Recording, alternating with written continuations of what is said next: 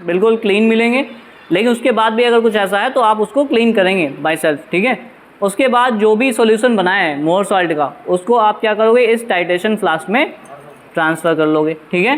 10 ml या 20 ml, सारा नहीं जितना बनाया है, या हर एक रीडिंग के लिए या तो 10 ml लोगे या 20 ml लोगे, ठीक है।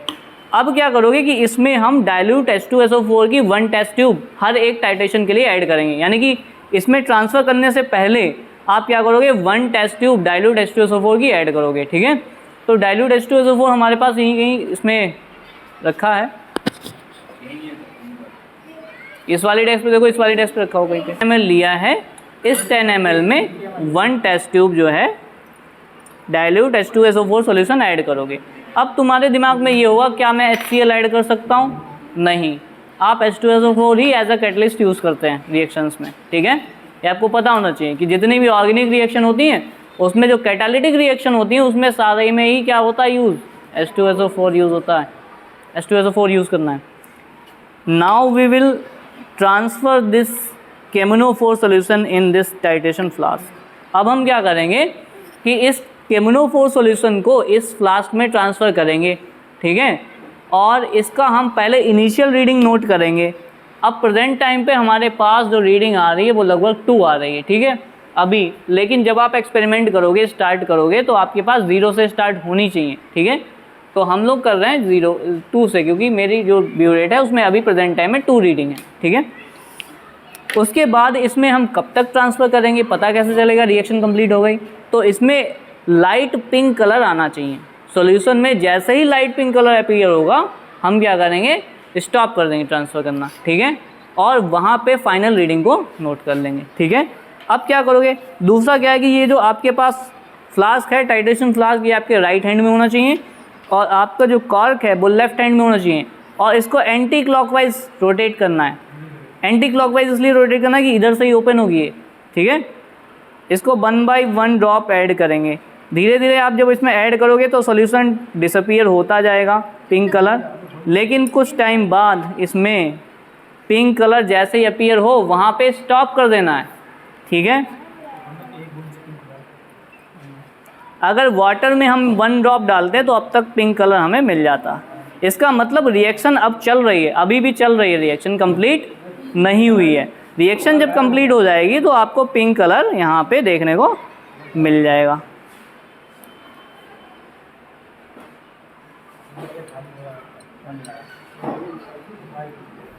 ठीक है, light.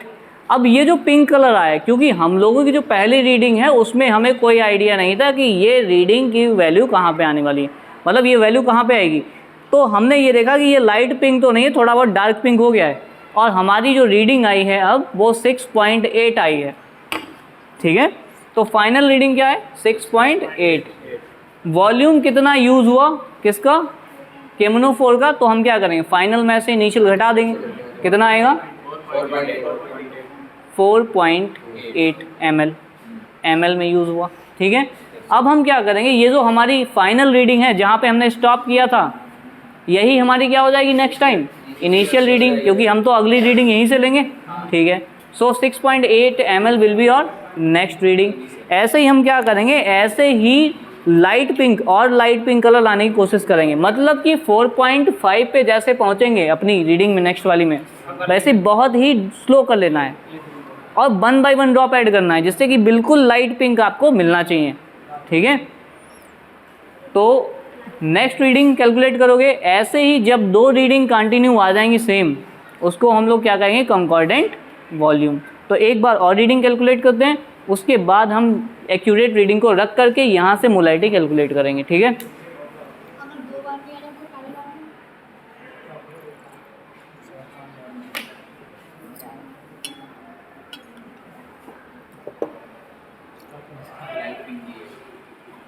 Now once again you have to take 10 ml, ठीक है।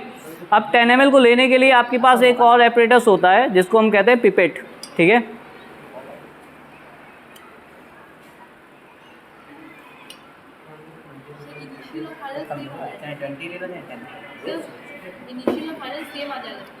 नहीं, इनिशियल फाइनल सेम नहीं है। जब 2 रीडिंग एक जैसी आ जाती हैं उसको कंकॉर्डेंट वॉल्यूम कहेंगे, ठीक है।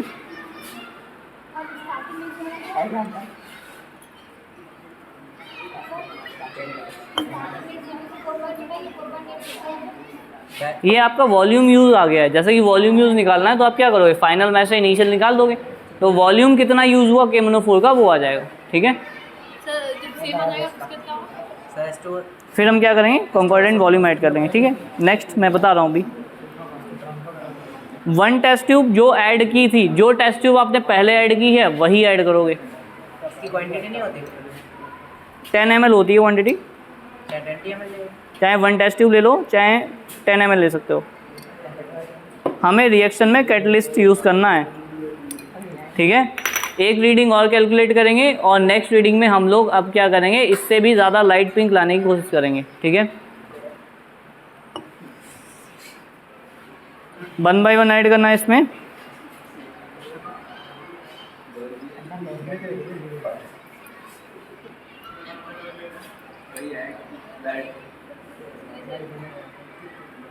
आपको साथ में ये जो रीडिंग है इस पर भी नज़र रखनी है।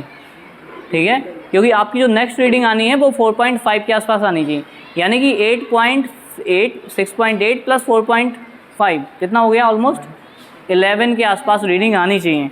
तो 11 पे जैसे ही पहुंचेंगे हम बहुत ज़्यादा स्लो इसमें ऐड करेंगे। ठीक है,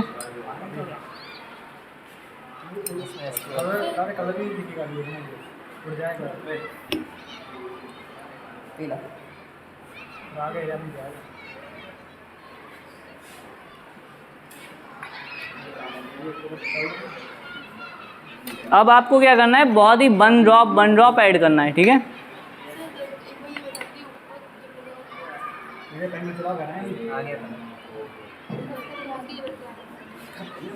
this is the lightest pink colour.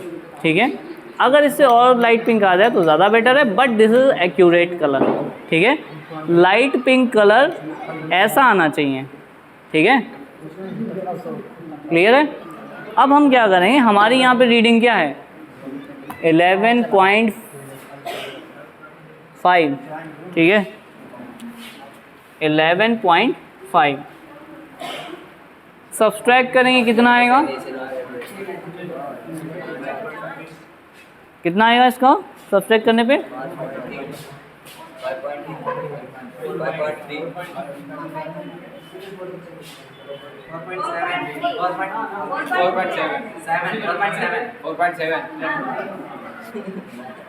4.7 ml। अब आपने देखा कि 0.1 ml पे लाइट से डार्क हो जाता है, यानी कि 1 ड्रॉप पे कलर चेंज होता है।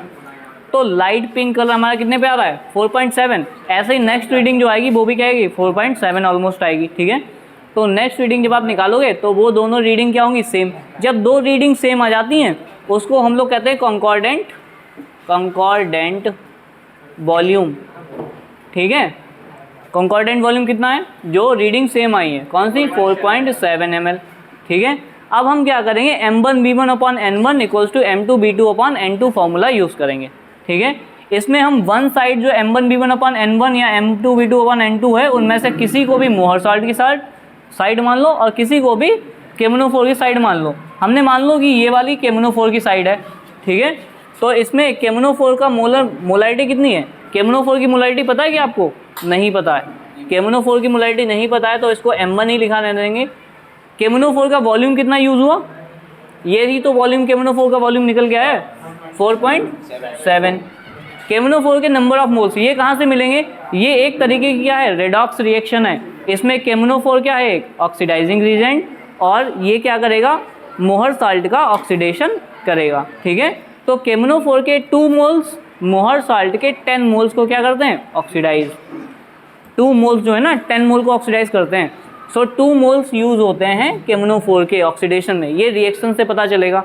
लैब मैनुअल में एक रिएक्शन लिखी हुई है जिसमें 2 मोल्स KMnO4 के यूज़ हो रहे हैं और 10 मोल मोहर साल्ट के कंज्यूम हो रहे हैं। ठीक है, अब ये वाली जो साइड है ये किसकी है, मोहर साल्ट की साइड है। तो मोहर साल्ट की मोलैरिटी पता है आपको, क्या पता है, बिल्कुल m/20 यानी 1/20 मल्टीप्लाई वॉल्यूम कितना यूज़ किया, हर एक टाइट्रेशन के लिए कितना वॉल्यूम यूज़ कर रहे हो, 10 ml यूज़ कर रहे हो, तो 10 ml यूज़ कर रहे हो, मल्टीप्लाई डिवाइड में क्या जाएगा, नंबर ऑफ मोल्स कितने, 10 मोल्स। क्यों, क्योंकि मैं बता चुका हूँ कि 2 मोल KMnO4 के 10 मोल मोहर साल्ट को ऑक्सीडाइज करते हैं, है ना।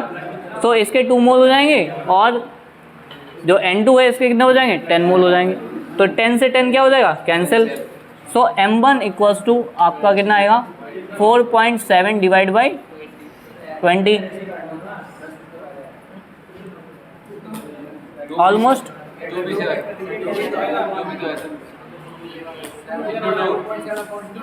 है ना। ओके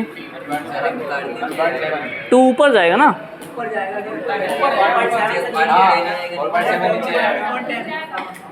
4.7 नीचे आएगा। 2 ठीक है। सो ये क्या हो जाएगा 10 हो जाएगा 1/47, यानी इसकी मोलारिटी कितनी आई 1/47। अब क्या होगा कि एक पॉइंट और यहाँ पे आता है स्ट्रेंथ। स्ट्रेंथ का मतलब क्या है, क्वेश्चन एग्जामिनर क्या पूछता है, what is the strength.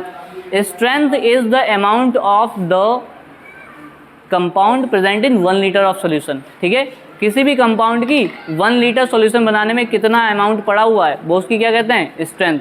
Now the strength can be calculated by the following formula.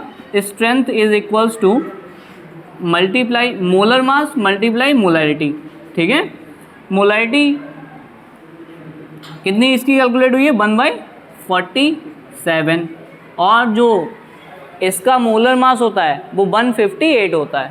ठीक है, अब वो मोलर मास कैसे मिलेगा, तो हमें पता है कि पोटेशियम का मास मैग्नीज और ऑक्सीजन का मास कैलकुलेट कर लेंगे तो हम KMnO4 का मोलर मास मिल जाएगा। तो इसकी ऑलमोस्ट कितनी आएगी यहाँ पे 4 3 जा 4 4 जा 16, मतलब 3 पॉइंट कुछ ग्राम निकलेगा यहाँ से, है ना। मतलब जब आप कैलकुलेट करोगे तो कितना आएगा 3 पॉइंट, बिकॉज 50 3 जा है ना, 3 पॉइंट कुछ ग्राम जो है कैलकुलेट होकर के आएगा। इस तरीके से आप जो है कैलकुलेट कर सकते हो